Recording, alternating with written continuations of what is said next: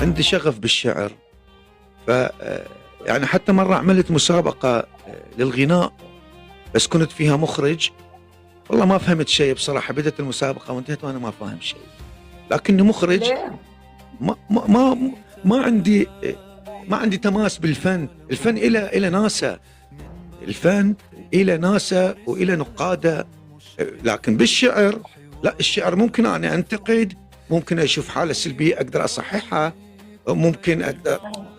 هذا ملعبي. لكن انت بتحس انه بكل مرحله مثلا من مراحل او محطات حياتك اللي قطعت فيها، يعني كل مرحله كان فيها نضوج معين، كان فيها انه واحد بيضيف لنفسه شيء من شغله ومن تعبه ومن الناس اللي بيقابلها من الابداع. اكيد ضفت لنفسك انت وتعبت على حالك كثير. طبعا استاذه، والله العظيم، وانا اتكلم امام الجمهور. زوزه فدوى القلب يا عيوني، انا اتكلم امام الجمهور والجمهور عايش معه ويعرف كل تفاصيلي. والله العظيم تجي ايام 3 أيام ما انام، 3 أيام، والله العظيم 3 أيام اني ما انام. عشان شو؟ عشان في عندي افتتاح لعمل معين مدته 30 دقيقة. طيب انت بالاخراج هنا مشكلة 30 دقيقة، اذا تجي تخرجها وتسوي لها رندر وترجع تجهزها للاخراج بيحتاج لها وقت طويل عشان تكون جاهزة. فتتوقع كمية التعب اللي أنا أتعبه. وانتبهي، بلا مقابل. ركز معي، ركز بهالكلمة. صحيح. بلا مقابل، بس أريد أوصل الرسالة. صحيح. وهيدا الصدق اللي عم نحكي عنه رائد، هيدا الصدق اللي بينبع من القلب، هيدا الناس نتاج اللي هذا العمل فعلا. بدك توصل رسالة طبعا أكيد. نتاج هذا العمل أستاذة، أنا دائما أنصح الأصدقاء والأخوان اللي داخلين ببرنامج التيك توك وحابين يصنعون لنفسهم شيء، دائما أنصحهم وأقول لهم لا تفكر بالماديات، فكر كيف توصل للجمهور. ترى جمهورك فقط اللي ممكن يوصلك لأهدافك. الداعم، إذا تبحث عن الداعم اليوم الأغلبية يبحث عن الشخص المؤثر اللي عنده جمهور، يعني الداعم يريد الناس تشوفه من يدعمك. الداعم يريد يشوف الناس، يريد يخلي الناس تشوفه عشان يدعمك. على هذا الأساس ابدأ بتكوين نفسك، خليك دائما تكون مؤثر للجمهور. اكو اشياء كثيرة واكو رسائل عدة انا شارحها وحاكيها بكثير من الفيديوهات، يعني اللي يطب لي الصفحة مالتي يلقى كثير من الرسائل انا موصلها لكثير من الاشخاص.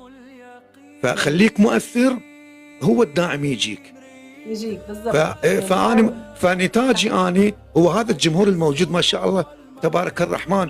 بكل مكان اطب القى، بكل مكان انا اكسبلور، باي مكان ادخل انا اكسبلور، فضل من الله وفضل لهذه الناس، الله يعطيهم الف عافيه. يعني هو هذا نتاج التعب. نعم طبعا هذا التعب. بدي ارجع ارحب بكل اللي انضموا لنا جديد، واهلا وسهلا فيكم جميعا، ويا ريت نشير اللايف على القصص تبعتكم حتى رائد ابن دجلي بيستحق انه الناس تسمعه، لانه فعلا عنده ما يسمع. رح نفوت على المحور الثالث مع الأستاذ رائد ابن دجلي، ونفوت على الإعلام بين الرسالة والمنافسة. سؤالي، كيف يوازن بين الرسالة الإعلامية ومتطلبات السوق؟ هنا موضوع صعب جدا. انت هسه دخلتيني في مجال الإعلام. نعم. بصراحة حتى أكون صادق وياك أكثر، أنا ضعيف جدا بمجال الإعلام. لكن مشكلة الإعلام هو الإعلام مو صعب، الإعلام ما يحتاج دراسة. أنا اليوم ممكن بحركة واحدة أعملها على الكاميرا أطلع ترند، حركة واحدة أعملها على الكاميرا أطلع ترند. الإعلام اليوم مو إعلام قبل. اليوم للأسف كثير ناس من الإعلاميين البعض من عندهم جل احترام وتقديري للجميع، حتى ما تنحسب علي، ينحسب علي الموضوع بغير جانب. قصي القيصر حبيبي نورت. اليوم البعض من الإعلاميين للأسف بدأ يصطاد بالماء العكر، يبحث عن الأشياء اللي تثير المجتمع بالجانب السلبي. طيب دسلش بالله عليك، اليوم للأسف اليوم هل يا ترى ريسان أو مجهول أو أحمد البصراوي، هاي الأصوات الجميلة عندما تطبين لللايف عندهم تستمتعين بالأغاني بالقصة، هل يا ترى ما يستحقون أن واحد من الإعلاميين يسلط الضوء عليهم؟ هل يا ترى رائد بن دجلة ما يستحق؟ هل يا ترى أنت ما تستحقين؟ هاي الناس لا، هم ما يدورون على ريسان ولا يدورون على أحمد ولا على أمير ولا على رائد ولا على هاي الشخص، هم يدورون على أشياء حتى يطشون بها. هذا الإعلام اليوم، هذا هو إعلام اليوم. أستاذ في انحدار حقيقة. هذا هو إعلام اليوم. الإعلام اليوم صار يبحث عن الطشة، ما يبحث عن إيصال الرسالة. البعض طبعا ما يبحث عن إيصال الرسالة، يبحث فقط عن الطشة. حتى نكون واقعيين، وأنا مسؤول عن كل كلمة أقولها، وما أقصد الإعلاميين جميعا، لا، أكو بعض من الإعلاميين يرفع لهم القبعة والله، صاحبين رسالة، مثقفين، يعرفون كيف ينتقون الأشخاص. حتى في هذا البرنامج انتبهي، حتى في هذا البرنامج يعني أنا ممتن إليك لأنه سلطت الضوء على رائد بن دجلة. كثير كثير كثير ممنون. أنت تستحق، أنت إنسان مبدع. ومو بس رائد بن دجلة، انتبهي، وأنت سلطت الأضواء على كثير من الأشخاص اللي لازم نسلط الضوء عليهم. فأنت إليك فضل كبير بعد الله سبحانه وتعالى بهذا الإنجاز وبهذا العمل. شكرا جزيلا، شكرا إليك. العفو. أستاذ رائد ابن دجلة، كيف ترى أو ما رأيك بالبرامج السطحية؟ يعني هل هي مؤقتة فعلا يعني مثل الفقاعات، أو هي لحظية وبتنتهي؟ شو رأيك بهي البرامج؟ خليني أول مرة وضحي لي كلمة البرامج السطحية. كلمة السطحية شو تقصدي من كلمة السطحية حتى أجاوبك؟ ما فيها عمق، ما فيها رسالة، ما فيها، نحن كنا عم نحكي، نحن من قلب الموضوع بعدنا بنحكي مثلا، ما فيها رسالة، ما فيها عمق. يعني مثل ما قلت أنت، رائد ابن دجلة عنده محتوى، عنده إنسان مثقف، إنسان عنده رسالة يوصلها. نحن فينا نعمل معه لقاء، ننبش بين السطور معه، نطلع أفضل ما عنده للجمهور يستفيد. بس في ناس لا، في فقاعات يعني سطحية، البرامج سطحية ما فيها عمق، هذا الأصل. طيب خلينا، أنا أتمنى كلامي ما ينحسب على جهات أخرى، لكن أنا أتكلم بشكل عام، وحق الرد مكفول لكل شخص يحب يجاوبني، ما عندي أي مشكلة. لكن اليوم البرامج السطحية، المشكلة اليوم مو كلها مثل تقدم برامج مثل ما أنت تقدمين البرامج. أنت عندك هدف. أنت لما استضافيتي رائد بن دجلة حتى أوصل رسالة، أنا أضرب مثل حتى أوصل الرسالة والناس تفهم. اليوم لما استضافيتي رائد بن دجلة، وقبل رائد استضافيتي شخص آخر، وقبل الشخص الآخر، وانت ما شاء الله المنصة يوميا أنا متابعك، يوميا أنت عندك فد شيء معين تقدميه. طيب شنو هدفك؟ هل يا ترى هدفك الدعم؟ لا، أنت داعمة أصلا، مو بحاجة هالموضوع. أنت عندك رسالة حابة توصليها عن طريق الضيف، أو حابة تجيبين الضيف تعرفين الناس على هذا الشخص وشنو منتوجه وش يحمل هذا الضيف من إبداع. إذا أنت عندك رسالة. البرامج السطحية اللي عم بتصير اليوم الهدف واضح، البعض من عندهم الهدف واضح، يا إما يدور دعم، يروح يجيب ضيف داعم قوي يستضيفه بمنصته. الهدف شنو؟ والله العظيم الهدف هو مو إنه ياخذ من الضيف شيء هو يريد يوصلك الرسالة. ما هالرسالة واضحة، رسالة هي دعم. لو تسوي لي برنامج لو تسوي لي برنامج حتى تثبت للناس انه انت قادر انك تقدم برنامج بالاول وبالاخر تباوعين على البرنامج مالته، كل اللي باللايف مشرفيني اكثر من عنده.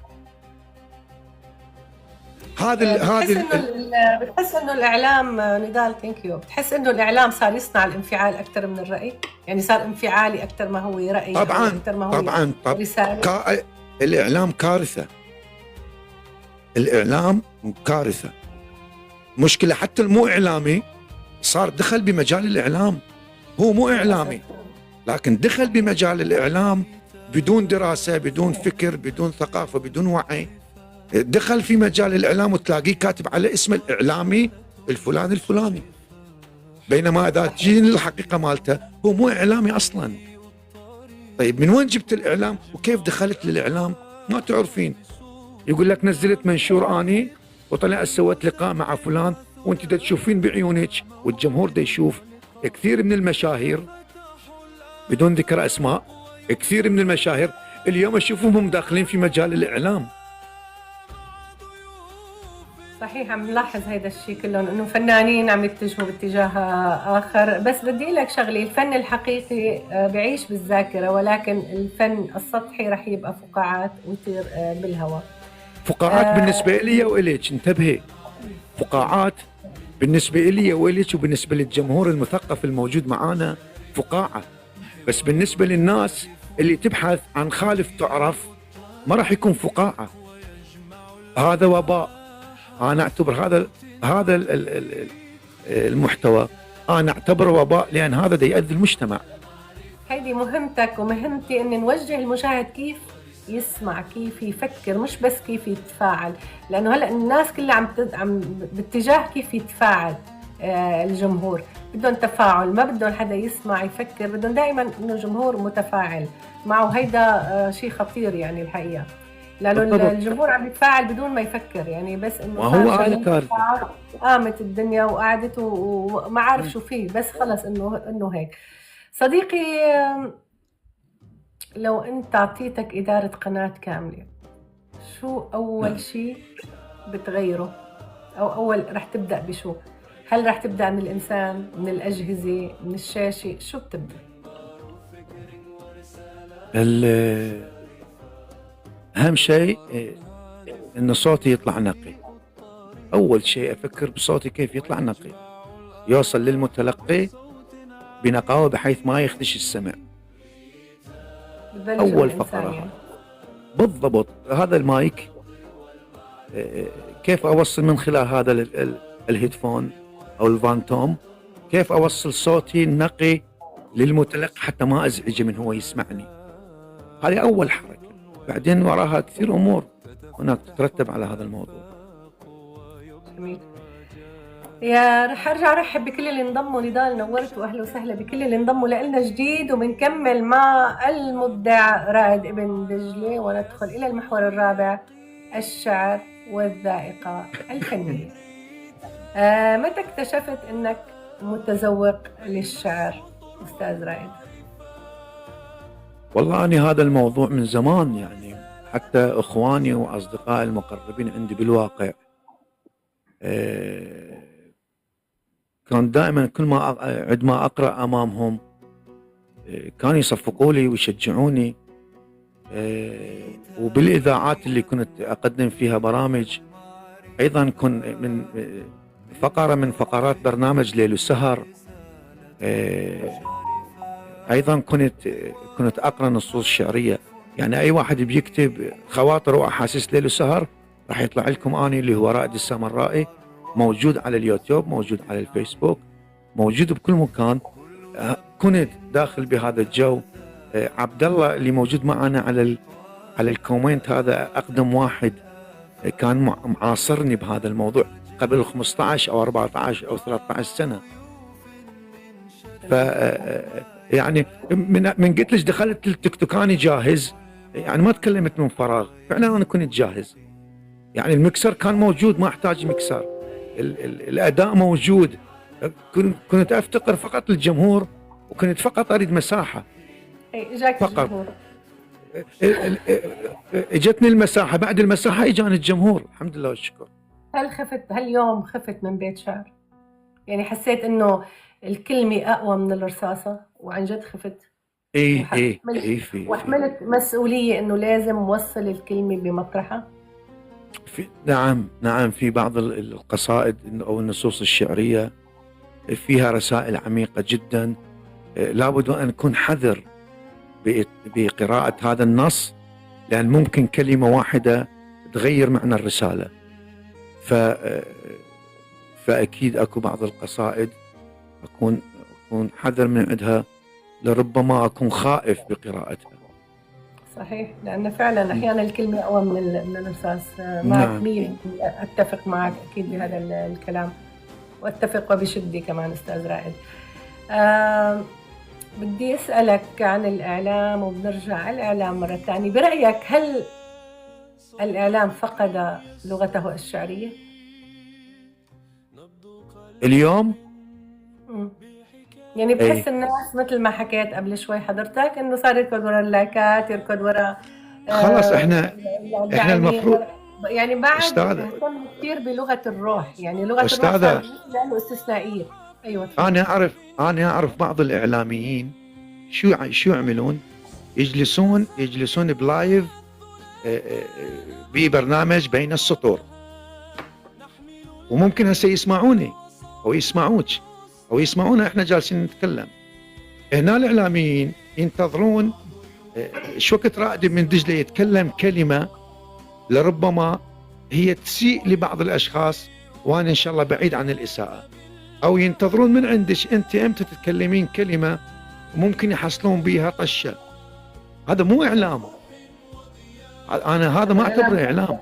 لو جالس لي بلايف، العفو، لو جالس لي بلايف من لايف المشاهير، تنتظر هذا المشهور اللي عنده جمهور ايش وقت يخطأ ويزل بلسانه حتى تسكرن وتروح تنزل بيه منشور على اعتبار انه انت اعلامي وقدرت توصل الاساءة. هذا مو اعلام. صحيح. هذا الاعلام ترى هو رسالة سامية. الاعلام ابو جود بعد قلبي الله يسعدك، الاعلام هو رسالة سامية. الاعلام رسالة جميلة. الاعلام انك تبدأ توصل البهجة لنفوس الناس. الاعلام انك تعرج او تركز على الامور المهمة اللي تخدم المجتمع.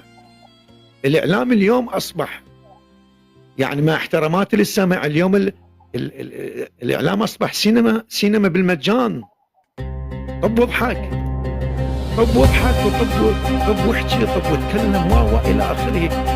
انا هذا الموضوع بصراحه يخليني اتكلم كلام ربما يزعج البعض، لكن من الاخير اقول لك الاعلام اليوم ما في اعلام اليوم. اي واحد بيكم يقدر يكون اعلامي. كل اللي يسمعون على الكومنت، اي واحد موجود فيكم يقدر يكون اعلامي. خلاص وصلنا لمرحله انه كل شيء تهيأ عنده الموبايل ريت بين النبض والمعرفة من نشوف اللقاءات اللي تصير ورسالة مشرفة، حوار هادف يضيء الطريق ويجمع الأرواح بصوت عميق. كل سبت وثلاث موعد ولقاء، تتفتح الآفاق ويبنى الرجاء.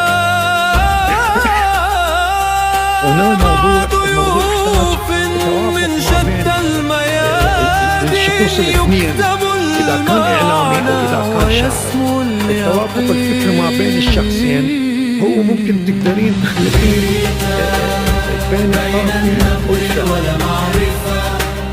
يعني اليوم انت كاعلاميه اختصاصك حوار هادف يضيء الطريق ويجمع الأرواح بصوت عميق. تتعلمين مع رائد بن دجلة، لأن رائد بن دجلة شاعر مثلا أو فلان من الناس شاعر.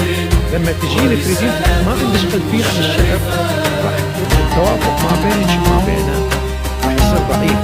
لكن لو كنت انت شاعرة او عندك المام بالادب والشعر واخذتي طريقة الاعلام، انت عندك خلفية تريد من خلالها تتحاورين مع رائد مع أي شاعر، هذا هو التوافق اللي أنا. بس صدق احيانا وقت بتكون عم بتحكي حتى مجرد حكي بتحس في نغمه بصوت الشاعر او المبدع، هي اصلا نغمه الشاعر.